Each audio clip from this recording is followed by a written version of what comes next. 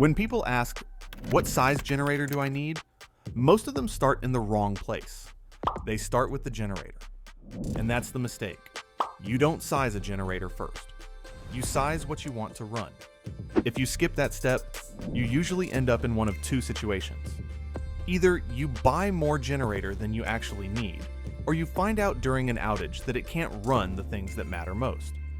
The right way to think about this is in essential loads, not your entire house. For most homes during a short power outage, essential loads usually mean a refrigerator, a freezer, heating controls, and a few critical lights and outlets. Let's walk through that.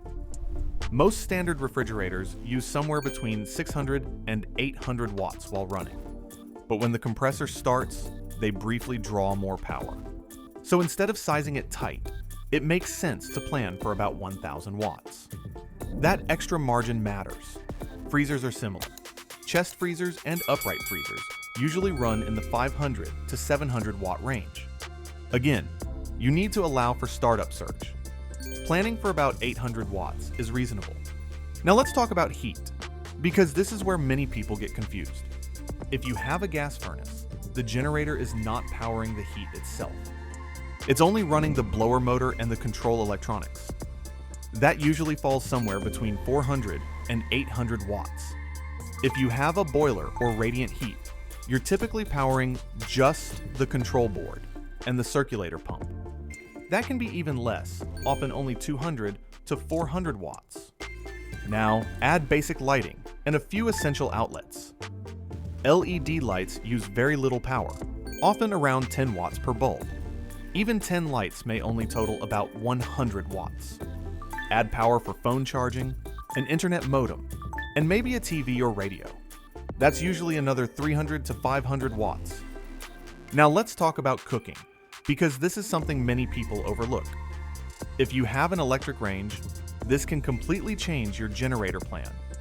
Electric stoves usually run on 240 volts and can draw several thousand watts continuously.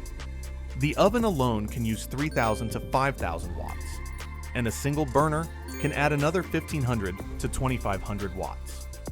That's not startup surge. That's constant load. Most portable generators simply aren't designed for that, especially when you're already running refrigeration and heating controls. That's why many people discover during an outage that their generator runs almost everything except their electric stove. Now compare that to a gas range. With a gas stove, electricity isn't doing the cooking.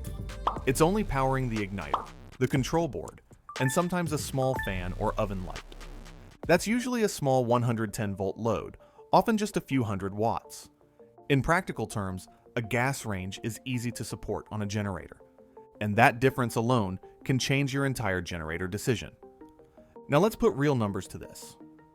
A refrigerator at about 1000 watts, a freezer at about 800 watts, heating controls around 500 watts, lights and essential outlets at another 500 watts. That gives you roughly 2,800 watts of running load. At this point, some people think a 3,000 watt generator is enough. On paper, it looks like it should work.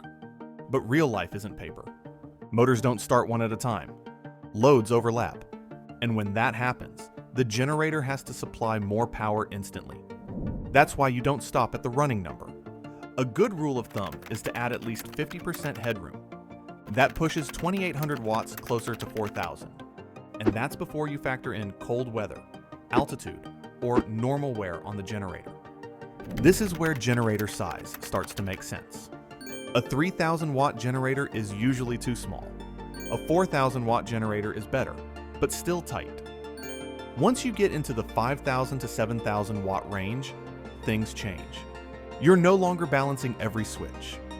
Startup loads are handled comfortably, and you have room to add small things without stressing the system.